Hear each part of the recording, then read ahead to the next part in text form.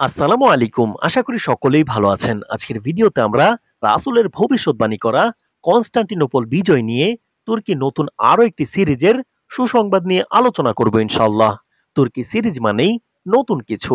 বর্তমান পৃথিবীতে তুর্কি ঐতিহাসিক সিরিজগুলো একটি ভালো অবস্থান অর্জন করেছে। তেমনি এক নতুন ঐতিহাসিক সিরিজ খুব শীঘ্রই শুরু হতে যাচ্ছে।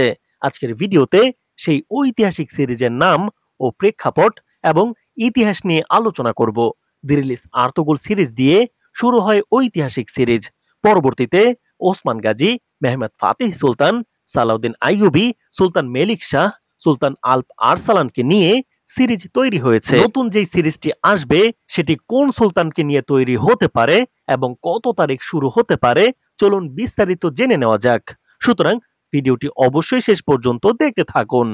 নতুন আগত সিরিজটির নাম হচ্ছে বেফা সুলতান।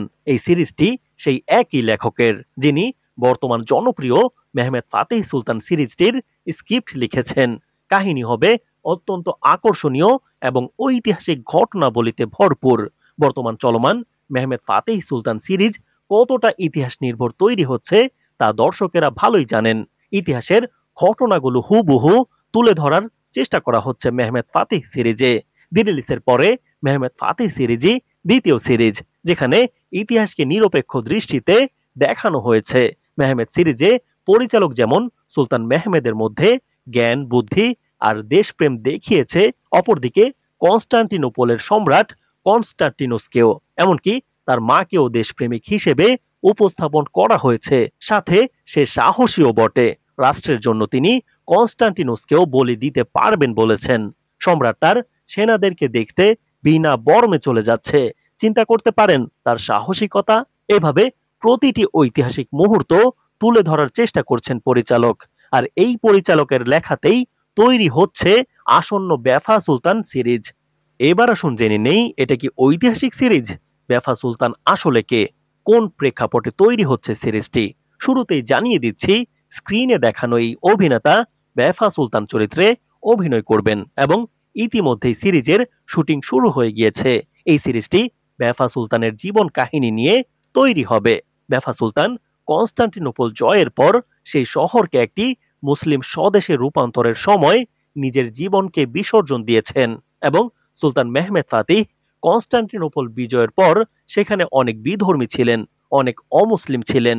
পুরো কনস্টান্টিনোপল ছিল এলোমেলো। তখন এই বেফা সুলতান সে তার দাওয়াতের মাধ্যমে পুরো কনস্টান্টিনোপল জুড়ে ইসলামের দাওয়াত পৌঁছে দিতে থাকে এবং পুরো শহরে শৃঙ্খলা ফিরিয়ে আনে।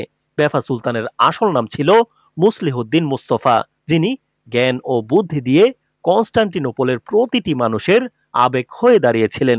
তিনি ছিলেন মেধাবী এবং বিচক্ষণ একজন ব্যক্তি।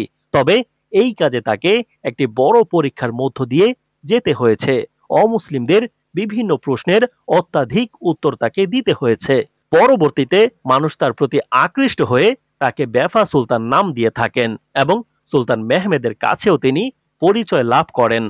বেফা সুলতান সিরিজটির শুটিং ইতিমধ্যেই শুরু হয়ে গিয়েছে এবং অনেক গুরুত্বপূর্ণ অভিনেতা এই সিরিজে যুক্ত হয়েছে। এটা অনেকটা ধার্মিক ও সুফি সিরিজ হতে যাচ্ছে। তবে আকর্ষণীয় যুদ্ধও থাকবে। দরবেশ ইউনুস এমরের মতো আরো একটি সিরিজ হতে যাচ্ছে। যেহেতু ধার্মিক ও সুফি সিরিজ, এই জন্য এই সিরিজটি সামনের রমজান মাসের প্রথম রোজা হতে টিআরটি ওয়ান চ্যানেলে সম্প্রচার শুরু হবে এবং বাংলা সাবটাইটেল সহ আমাদের অনুবাদ আর্তুগরুল ফেসবুক পেজে দেখতে পাবেন ইনশাল্লাহ। আরো একটি পুরোপুরি ঐতিহাসিক সিরিজ দেখার অপেক্ষায়। কনস্টান্টিনোপল বিজয়ের ইতিহাস তো অনেক জানলাম, এবার বিজয়ের পরের ঘটনা জানার অপেক্ষায়।